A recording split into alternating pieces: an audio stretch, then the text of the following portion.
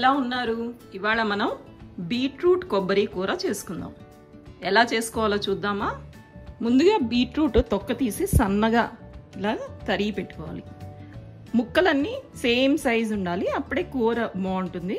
ఉడకడం కూడా కరెక్ట్గా ఉడుకుతాయి. ఇది పచ్చి కొబ్బరికాయ కూర చేసి పెట్టుకున్నాను. కొన్ని పోపు దినుసులు, అలాగే పచ్చిమిరపకాయ, కొత్తిమీర. ముందుగా కడాయి పెట్టుకుని స్టవ్ వెలిగించుకుని కొద్దిగా నూనె వేసుకుందాం. నూనె కాగాక మినప్పప్పు, శనగపప్పు, జీలకర్ర కొద్దిగా వేయించుకుందాం.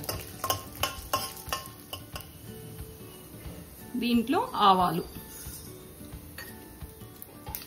పచ్చిమిరపకాయలు, కొబ్బరి.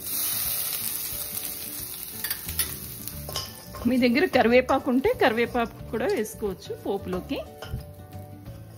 కొబ్బరి లైట్గా వేగితే చాలు. ఇప్పుడు ఇదంతా తీసి ఒక గిన్నెలోకి పెట్టుకుందాం.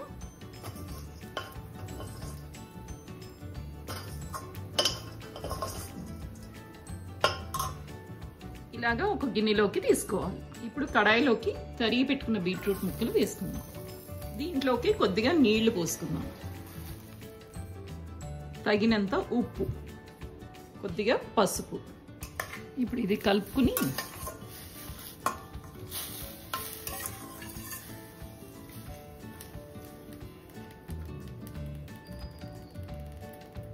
మూత పెట్టుకుందాము. ఒక 10 నిమిషాలు. 10 నిమిషాలు అయ్యింది. ఇప్పుడు మూత తీసి చూద్దాము.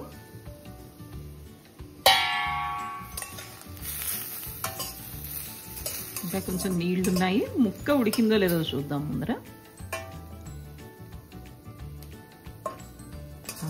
ఉడికింది. ఈ నీళ్లు ఎగిరేంత వరకు కొంచెంసేపు తీసి ఉంచుదాం.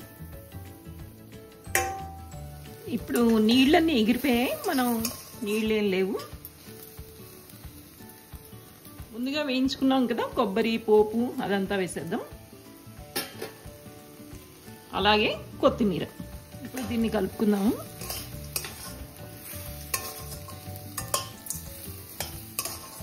ఈ కూరకి ఉప్పు కూడా చాలా తక్కువ పడుతుంది, ఎందుకంటే తీపి కూర కదా ఇది.